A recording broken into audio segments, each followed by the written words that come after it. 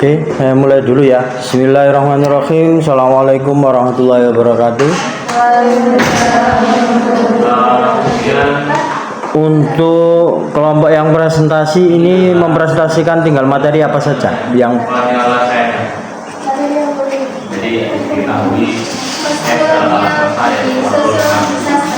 postkolonial sama yang ahlan apa? Ekologi sastra. Untuk kelompok yang pertama sudah siap? Ya, silakan. Ayo.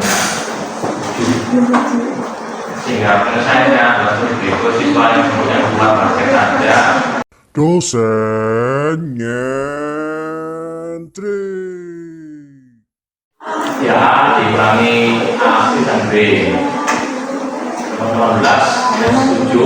sampai dikurangi 7 penghasilan sudah tua. Assalamualaikum warahmatullahi wabarakatuh. Waalaikumsalam warahmatullahi wabarakatuh.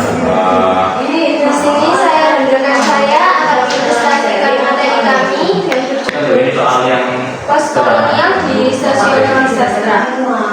Materi yang pertama akan dibacakan oleh Mbak Raji. yang dokumen saya belum Pengertian postkolonial yaitu mungkin sebagai respon terhadap kolonialisme, mengkaji dampak kolonialisasi pada budaya dan masyarakat. Menurut Ashcroft dan kawan-kawan tahun 2007, postkolonial juga menyoroti dominasi budaya Barat yang memarginalkan budaya Indonesia sebagai yang lain. Menurut Sheldon dan Dawson tahun 1993.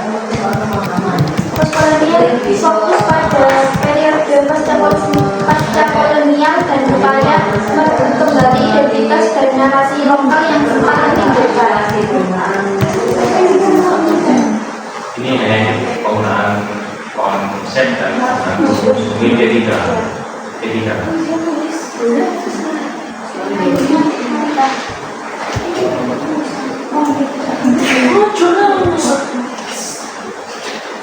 Kritik sastra postkolonial yaitu atau melawan hegemoni Barat. Yang pertama yaitu kemunculan tokoh kunci pada tahun 1990-an dengan tokoh seperti Edward Said atau Orientalism, Homi Bhabha dan Gayatri Spivak yang membentuk landasan teori. Yang kedua yaitu penolakan standar universal. Menolak universalitas standar Barat dalam menilai karya sastra menonjolkan pluralitas budaya dan identitas oleh dari 1995. Yang ketiga yaitu praktik menulis balik, mendorong penulisan atau menulis balik yaitu writing back oleh penulis bekas koloni untuk melawan narasi kolonial yang dominan. Selanjutnya contoh pada novel Panggil Aku Kartini Saja yang Gramedia Anak Atur. Pertama, pandangan penjajah menggambarkan bagaimana pandangan penjajah Belanda mengendalikan pribumi menciptakan hierarki rasial yang dalam. Yang kedua, penindasan yaitu menampilkan penindasan fisik dan mental yang sistematis terhadap bangsa Hindia Belanda di bawah kekuasaan kolonial. Yang ketiga, perlawanan Kartini sebagai tokoh perlawanan pola pikir rakyat melalui hibriditas budaya, memadukan nilai-nilai timur dan barat, serta ambivalensi dalam menghadapi kolonialisme. Perjuangan intelektual, yaitu novel ini merefleksikan perjuangan intelektual yang mendalam melawan hegemoni kolonial, menunjukkan kekuatan MENA dalam menghadapi penindasan.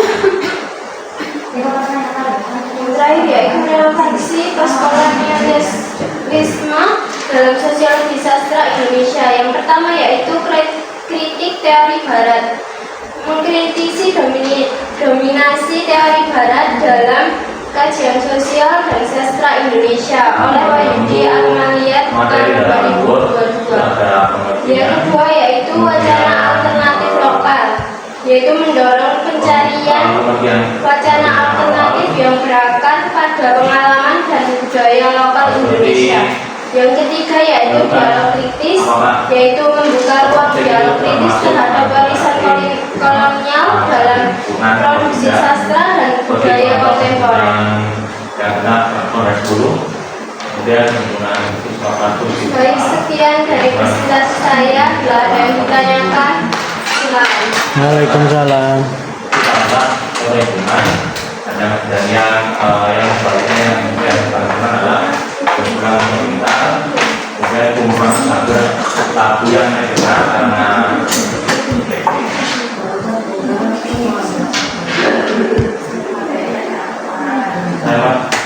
saya materi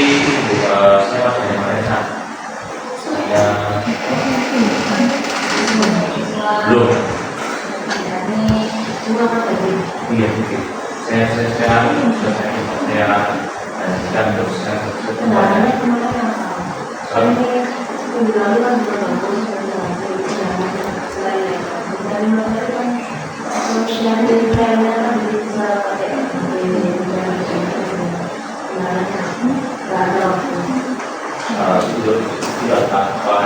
Silakan bila ada yang ditanyakan.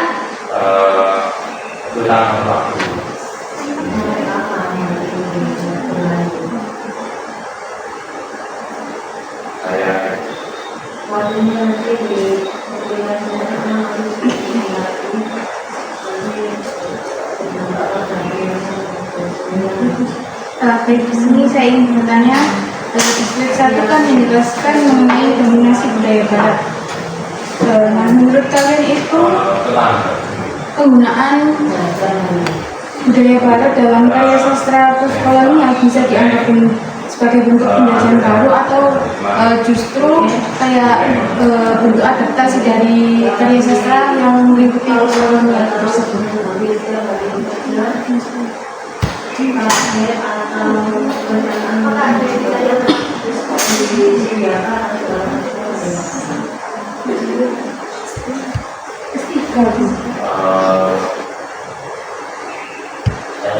Saya usahakan malam hari, kemudian weekend.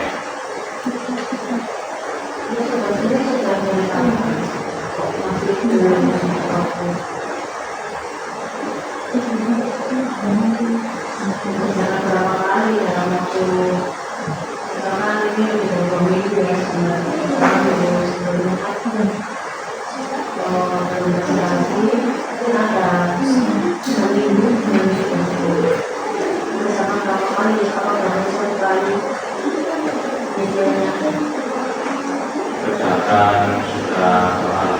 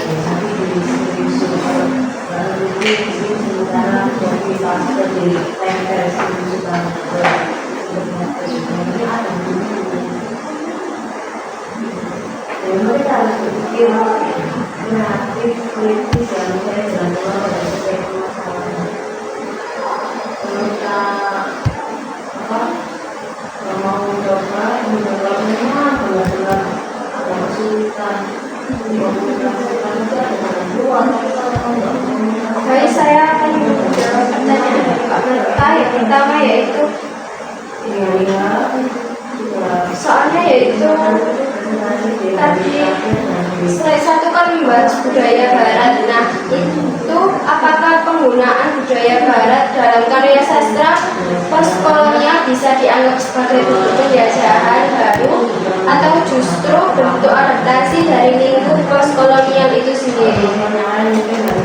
Jawabannya yaitu penggunaan budaya barat dalam sastra postkolonial tidak selalu dianggap sebagai bentuk penjajahan baru. Ia juga bisa menjadi arena negosiasi identitas di mana unsur barat diadaptasi, dikritik, bahkan dilawan untuk membangun suara dan identitas postkolonial yang khas.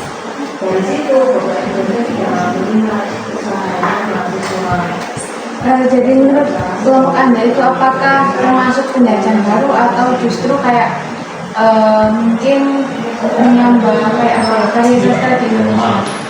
Karena saya membuat seperti apa? Jadi saya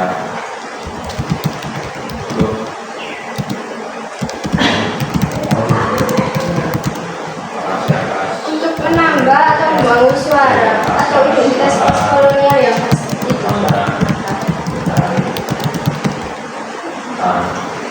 Terima kasih.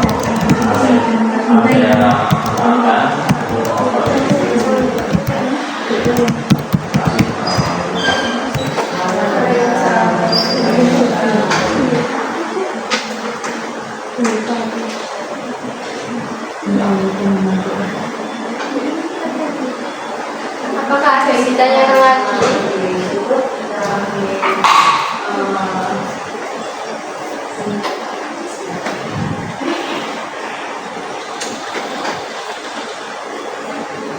Baik, jika tidak ada yang ditanyakan, maka saya akan menyimpulkan presentasi pada pagi hari ini. Kesimpulannya yaitu perjuangan identitas postkolonialisme mengajak kita memahami sastra sebagai arena perjuangan identitas dan kekuasaan budaya yang berkelanjutan, atau yaitu suara terpinggirkan berupa kritik postkolonial membuka peluang bagi suara terpinggirkan untuk muncul dan meredefinisi narasi sejarah yang dominan. Untuk saat kemarin saya sudah Terima kasih. Mohon maaf jika ada salah kata. Wassalamualaikum warahmatullahi wabarakatuh. Waalaikumsalam warahmatullahi wabarakatuh. saya ada soal sebenarnya, terus saya mengklarifikasi. Oke, untuk presentasi hari ini Waalaikumsalam, lebih minimalis daripada biasanya ya. Namun ya semoga spiritnya tidak menurun dan semoga bukan menjadi alasan karena dadakan, karena sudah 2 hari yang lalu ya saya menghubungi itu untuk mengganti mata kuliah. Jadi saya beri tambahan sekilas tentang postkolonialisme, di mana postkolonialisme itu kalau kita mendekati dari akar katanya itu berarti ada 2 kata, pos dan kolonial. Kemudian kata kolonial itu mendapatkan imbuhan isme yang artinya aliran. Ya, jadi pos itu setelah, kolonialisme itu berarti aliran tentang kolonial atau penjajahan. Oke, secara sederhana bisa dipahami ya dari akar kata ya, sebelum nanti kita ke materi yang kedua. Jadi seperti itu. Jadi apa sih dari teori postkolonial itu apa yang dibicarakan, yakni adanya dampak dari penjajahan, baik dari segi politik, sosial, budaya, agama maupun psikologi. Ya, itu pasti ada dampaknya. Salah satu hal yang sampai saat ini itu kita gunakan adalah baju. Karena ini adalah bukan tradisi kita. Ya, ini bukan tradisi kita. Ini dampak dari penjajahan atau kolonial. Baju. Seperti itu ya. Karena dulu kita itu pakai baju apa kita dulu? Pribumi kita pakai baju apa? Kebaya. Ya, batik itu setelahnya. Ya, batik ini masuk era modern. Ya, tapi kalau dulu itu pakai kebaya. Ya, ada kan neneknya yang masih punya nenek, ada yang masih punya nenek yang pakai kebaya. Buyut, baru buyut ya. Nenek enggak sudah ya. Nenek ini sudah, maksudnya sudah modern ya. Buyut ya. Nah, itu pasti menggunakan baju itu oleh orang-orang tua. Mau coba ditawari daster ya, biasanya kan orang tua itu pakainya daster ya. Kalau buyut kasih daster itu pasti nggak mau. Jadi baju mereka pasti sewek dan kebaya. Ya, satu lemari mungkin hanya itu jenisnya. Ya. Makanya kalau dulu kalian waktu SMA ada tugas pakai kebaya, yang punya buyut atau punya mbah itu tenang-tenang saja. Oh, banyak di rumah, aman. Gitu ya. Apalagi kalau mendadak disuruh pakai baju tradisional itu pakai punyanya mbah saja. Selesai. Nah, ini seperti itu. Ini hal yang sampai saat ini kita pakai adalah baju ini. Ini bukan tradisi kita, ini adalah warisan dari kolonial. Ya. Kemudian yang lebih modern lagi apa? Kereta api. Kereta api itu dibangun pada masa penjajahan Belanda. Kemudian lanjut lagi sampai Jepang. Ya. Kereta api dulu itu untuk manusia bukan. Tapi untuk mengangkut material perkebunan dan pertanian. Jadi itu dari Sabang sampai Merauke rencananya seperti itu, tetapi kan penjajahan itu tidak sampai sejauh itu, ya, sehingga banyak akses hanya menghubungkan Pulau Jawa saja, dari Jawa Barat, Jawa Tengah sampai Jawa Timur. Itu kereta api, ya, seperti itu. Nah, yang lain lagi untuk kata pos itu ya, ketika kita telusuri secara sejarah itu menuju pada kondisi yang masih terus berlangsung. Seperti yang saya sebutkan tadi, itu kan kondisi yang masih terus berlangsung. Baju ini itu dulu dipakai Belanda, noni-noni Belanda. Nah, kok bisa sampai tertransfer ke orang Jawa?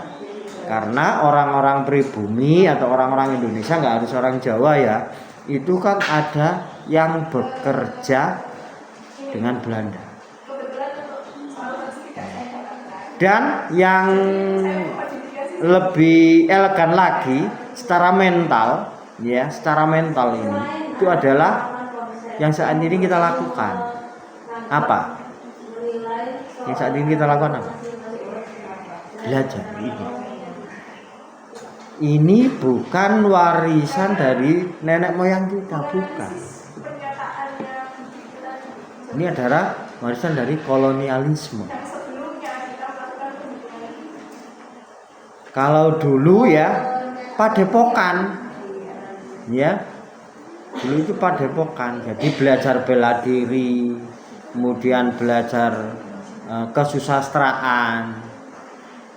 Sampai akhirnya yang pasca kerajaan itu muncul yang namanya pesantren. Ya, ini benar-benar asli pribumi. Tapi kalau akademik ya, akademik yang kita jalani ini adalah kolonial yang dulu diciptakan untuk mendidik pribumi agar bisa diajak berarti kalau kalian nanti lulus kuliah berarti untuk itu warisan kolonial. Makanya nek mari sekolah, mari kuliah, nek gak kerja itu pasti dirasani itu seperti itu. Karena memang marwahnya seperti itu. Belanda dulu mendirikan sekolah rakyat, ya, itu untuk membantu mereka kerja nanti. Paham ya sampai di sini ya. Jadi jangan sampai salah kaprah ya, berarti kalau kuliah apa nanti pasti outputnya untuk bekerja. Iya. Kalau nothing tulus ingin belajar masuk pesantren. Nothing tulus untuk belajar, nggak ada orang yang masuk pesantren untuk kerja, itu niat untuk kerja nggak ada. Bener nggak? Karena pesantren itu ya memang untuk belajar. Nah, Padepokan itu untuk saat ini itu menjelma menjadi sanggar. Ya. Menjelma sanggar tari, sanggar senam, sanggar apa, pokoknya sanggar-sanggar itu. Atau bentuk-bentuk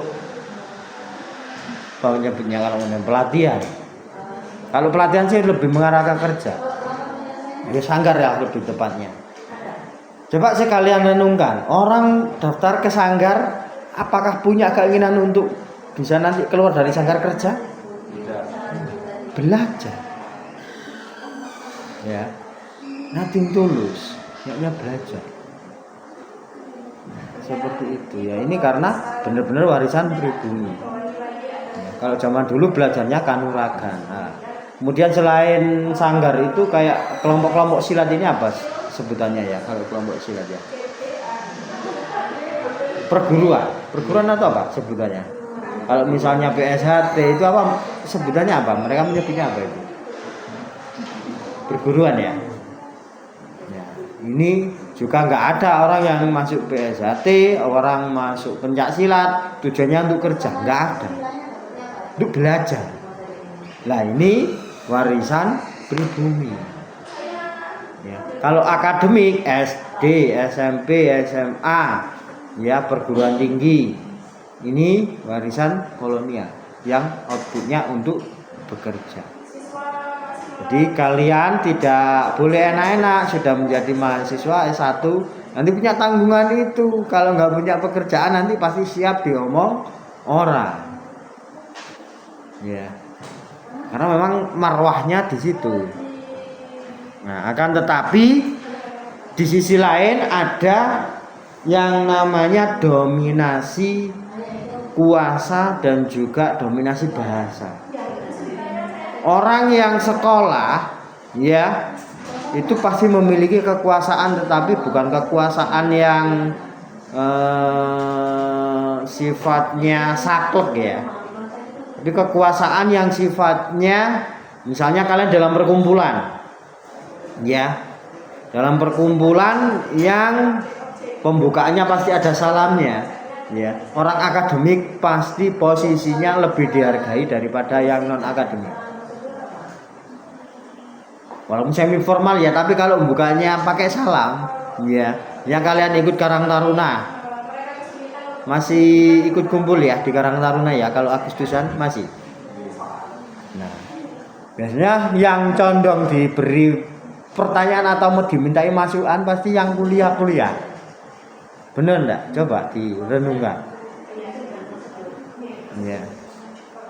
Dan akan kalah ketika ada di situ satu anak atau satu orang yang aktif dan punya portofolio kegiatan. Itu akan kalahan akademik. Dalam forum apapun coba dicermati. Nah, itu adalah dominasi kekuasaan dan juga dominasi bahasa. Nah, yang bahasanya yang lebih mencolok lagi anak yang kuliah, anak yang sekolah itu pasti secara kebahasaan itu beda. Betul ya? Nah, ini loh.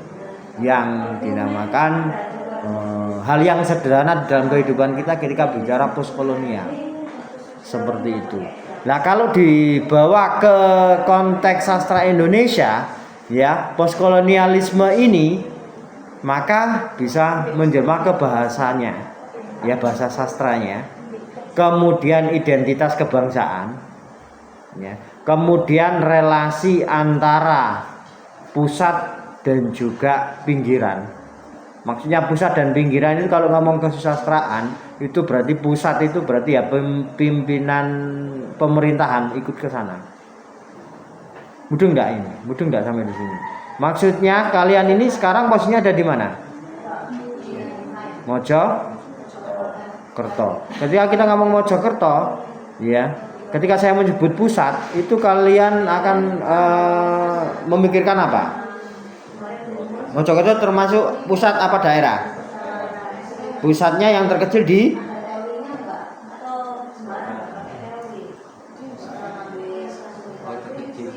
ya. Mojokerto ini daerah. Ya, ketika ngomong pusat berarti di mana? Di kabupaten. Provinsi. Berarti di Surabaya. Ya. Secara kesusastraan, sastra di Mojokerto pasti akan lebih tertinggal daripada sastra di Surabaya. Sastra di Mojokerto pasti akan lebih tertinggal dengan sastra di Jakarta pusat. Ini ngomong teori postkolonial, ya.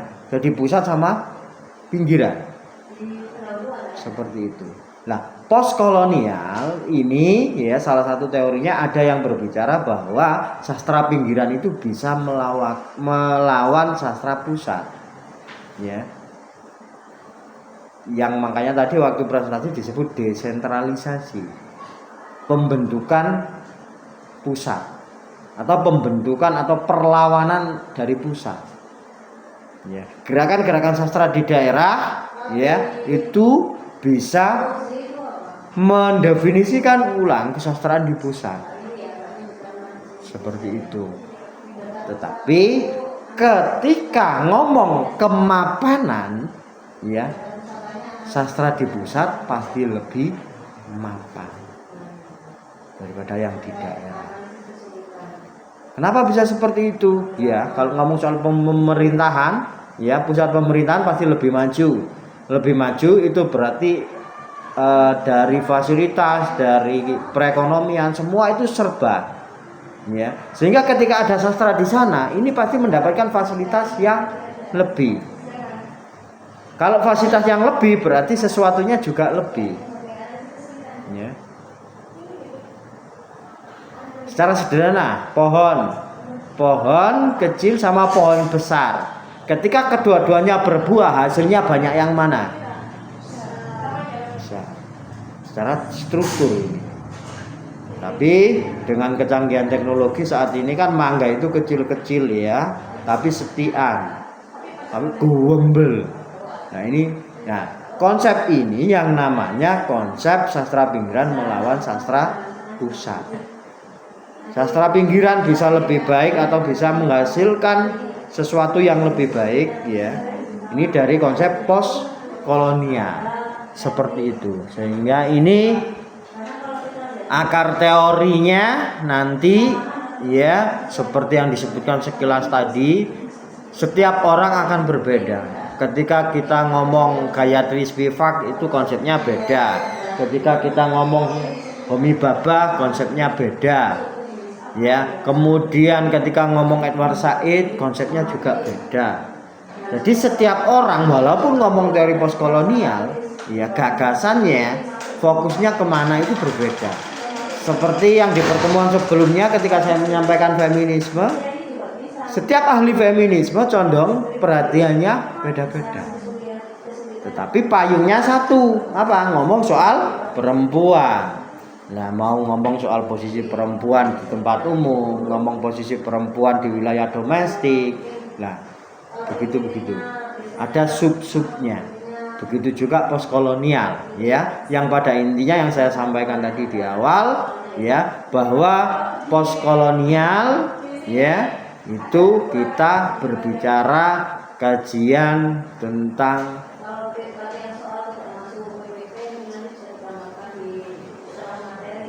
serpihan-serpihan dari kolonial atau dari penjajah. Seperti itu. Ya, baik dari aspek bahasa, baik dari aspek psikologi, sosial, politik, budaya, pendidikan, itu semua dikaji. Ya. Mudeng sampai di sini. Nah, kalau ngomong konteks histori sastra Indonesia pada masa kolonial, itu sastra dipengaruhi oleh beberapa hal. Yang pertama itu sensor kolonial. Saya pernah menyinggung ya dulu ya, entah masih ingat atau sudah lupa. Sensor kolonial salah satunya Belanda tidak akan menerbitkan karya sastra yang mengkritik mereka. Masih ingat ya? Nah, ini merupakan pengaruh dari Belanda. Tapi walaupun ada kritik tapi halus, lebih banyak menyanjung orang Belandanya, itu akan diterbitkan. Ya, makanya dulu naskahnya Pram, tetralogi Pulau Buru itu enggak terbit. Ya, karena apa? Yang ditonjolkan adalah Mingke. Mingke itu siapa? Orang pribumi. Ya.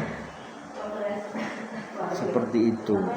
Makanya di sini naskahnya Pram itu tidak lolos seleksi dari Belanda, ya. Kemudian pada masa kolonial itu selain Belanda, ya Indonesia juga diberi kewenangan, ya, mendirikan lembaga sendiri, yakni apa? Balai Pustaka. Jadi Balai Pustaka ya tetap masih pro Belanda. Makanya jadi kalau masih mengkritik Belanda terlalu keras, itu juga nggak diterbitkan juga sama Balai Pustaka. Seperti itu. Ya, jadi apa? Standar moralnya adalah Belanda. Kalau nggak menyinggung mereka, nggak mengkritik mereka secara keras atau secara tegas atau secara tajam, pasti diterbitkan. Apalagi kalau ngomong soal percintaan, ya. Siti Nurbaya itu lolos, ya, karena tidak begitu mengkritik Belanda, ya. Tetapi pada masa-masa awal pergerakan dan awal kemerdekaan, sastra ini digunakan menjadi alat untuk melawan, mulai untuk melawan. Ya, kalau dulu itu nulis ingin diterbitkan, kalau nggak terbit, ya disimpan. Dari itu jadi semacam bagaimana caranya sastrawan itu bisa menerbitkan karya kayak gitu. Tapi kalau awal kemerdekaan setelah era Belanda itu menjadi beda, bahwa sastra ini untuk melawan, untuk membangun nasionalisme. Ya, makanya karya-karya awal kemerdekaan seperti karyanya Rendra itu sangat membakar jiwa-jiwa nasionalisme. Ya, seperti itu. Bahkan pasca itu sampai pertengahan masa Orde Baru itu membentuk identitas kebangsaan. Ya. Makanya kalau kalian membaca sastra lama, ya, kalian akan mendapatkan banyak hal, khususnya sejarah, khususnya identitas bangsa, jati diri bangsa. Kalian akan dapat itu. Tapi kalau kalian membaca yang modern saja, ya wacana saat ini saja yang kalian dapatkan. Tapi kalau kalian membaca karya-karya sastrawan lama, ya, kalian bisa membayangkan, oh gini tuh zaman dulu tuh kayak gini. Ya. Dulu orang makan pelepah pisang. Sekarang ada orang makan pelepah pisang? Enggak ada. Makannya apa? Kacauan. Ya, terus apa?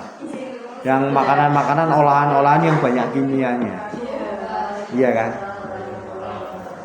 Padahal kalau kalian memandang itu apa namanya? Pelepah pisang itu memandangnya seperti apa? Cek gilan ya mangan gitu. Ya. Gak enak. Tapi di Sasa itu masih ada kayak jual belikan yang tengahnya. Iya, ya itu. Itu dibuat kayak Itu bagus. Sebenarnya. Tapi kan sesuatu yang bagus untuk saat ini dianggap kuno. Aneh. Iya. Yang dianggap keren, yang dianggap oke, itu sebenarnya mengundang banyak penyakit. Ya. Tapi kalau kita sudah terlanjur, saya sendiri saja ya, kan sudah terlanjur masuk di tengah-tengah nih. Ya, untuk meninggalkan itu semua juga agak berat lah. Sama. Sampai akhirnya saya memutuskan untuk masuk ke dalam wilayah pertanian, mempelajari pertanian, mempelajari perkebunan. Ya. Dulu saya nggak suka sayur sama sekali. Ya. Sekarang mulai memakan bayam, mulai memakan sawi, mulai makan kubis. Ya. Nah, di sini ini ternyata saya mulai mengkonsumsi minum-minuman boga. Saya merasakan efeknya. Ya, sejak awal menikah, ya, sampai beberapa waktu yang lalu atau sebelum Agustus, saya gampang capek, saya gampang masuk angin. Hal yang sederhana. Itu. Tapi sejak Agustus saya mulai berkenalan dengan hal-hal itu sudah nggak ada lagi. Saya jarang masuk angin, saya jarang merasakan capek-capek. Ini kembali ke sana. Oke, jadi itu tambahannya ya. Ketika kita berbicara soal postkolonialisme. Tapi yang perlu saya tekankan lagi, ada isu-isu juga yang bisa digarap dengan postkolonialisme.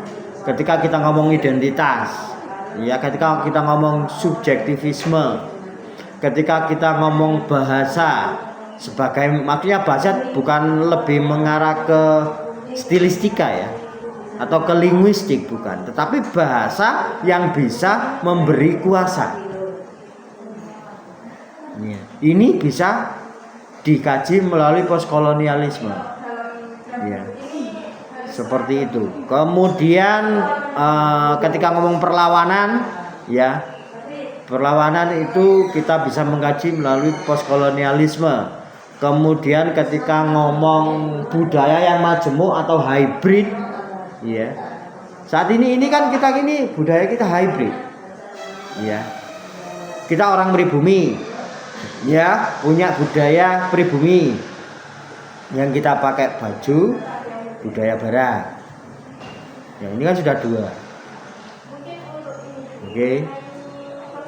Kemudian belajar ini barat, tetapi belajar kita tergabung dengan tradisi kita. Maksudnya apa? Sopan santun kayak ala pesantren. Ya. Jadi proses menghargai antara pengajar dan yang belajar itu masih ada. Nah, ini namanya hybrid. Ya, model-model hybrid atau hibrida budaya ini bisa dikaji melalui postkolonialisme. Intinya itu gini loh ya, biasanya itu mahasiswa itu bingung. Saya mau mengkaji pakai teori apa? Benar nggak? Itu loh. Nah, poin-poin inilah yang harus kalian catat, yang harus kalian cetak biru. Oh, kalau ngomong perempuan, feminisme. Kalau ingin hanya ngomong struktur karya sastra, berarti strukturalisme. Strukturalisme yang ingin lebih keren lagi, tahu akan struktur ini membangun apa, dari mana membuatnya, strukturalisme genetik. Ya. Ketika struktur yang bisa membentuk religiusitas, strukturalisme profetik. Ya. Ketika ngomong hibriditas, kekuasaan budaya, kemudian perlawanan, kita bisa pakai postkolonialisme. Sudah selesai. Cetak biru itu harus kalian pahami dari sebuah teori. Nah, cetak biru itu sudah ada, tinggal membaca. Misalnya puisi ini ngomong apa? Oh, ternyata ngomong perlawanan. Puisinya Wiji Tukul ngomong perlawanan. Oh, saya pakai postkolonialisme. Ya. Oh, puisinya Jawawi Imron, ya. Ternyata religius. Kita pakai strukturalisme prospektif. Seperti itu. Ya, benang merahnya bisa ditangkap ya. Barangkali ada yang ditanyakan sebelum kita melanjutkan ke materi selanjutnya. Barangkali ada, silakan. Untuk teori-teori kita rampungkan di sosiologi sastra. Ketika ngomong teknik untuk publikasi, ya, walaupun ini keduanya kan sama, mata kuliah apresiasi drama sama sosiologi sastra, luarannya sama, teorinya hampir sama, bisa dipakai di kedua-duanya. Maka secara teknis nanti akan saya sampaikan di apresiasi drama. Ya, secara teknis strategi publikasi, karena sampai detik ini yang ngirim baru 2, belum ada pemberitahuan ke email saya yang ngirim lagi.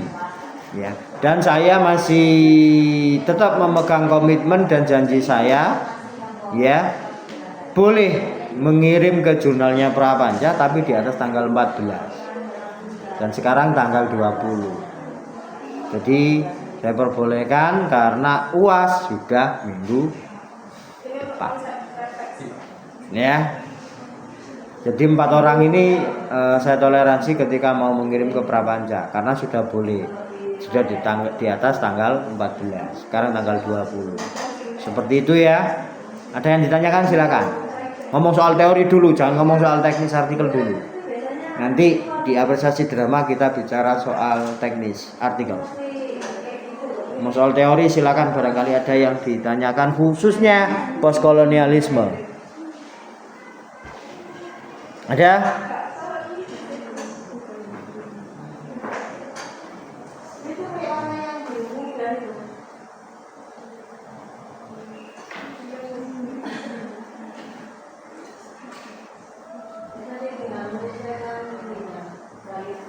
Jika tidak ada, maka kita bisa lanjut ya untuk kelompoknya Ahlan ya ini ya. Berarti 3 orang sama Kartika ya. Oke. Saya persilahkan untuk kelompok 2 presentasi, silakan. Jangan lupa